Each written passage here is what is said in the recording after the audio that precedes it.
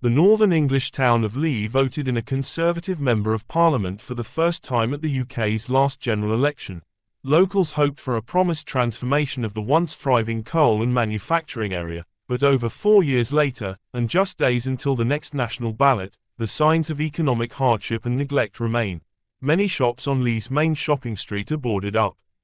Housing and homelessness are also big issues here.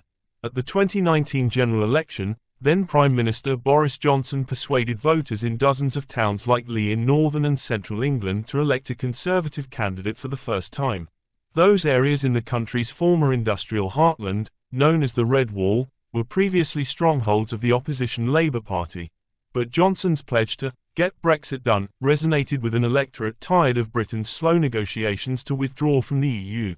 Voters were also swayed by his promises of levelling up, a policy of investing in local projects to regenerate deprived areas.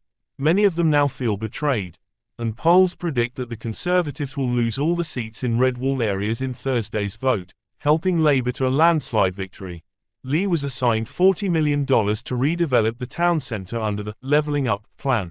But more than 99% of those funds have not been spent, with the cash caught up in local political and bureaucratic quarrels. Parliament's Public Accounts Committee said in March that nationally just over 10% of the more than $12 billion local regeneration funds have been spent. Of the 44 voters who spoke to Reuters in Leigh, only one planned to vote Conservative this time around. Labour said if it wins the election it will give more powers to local leaders, and would drop the term levelling up to mark a break with Conservative policies.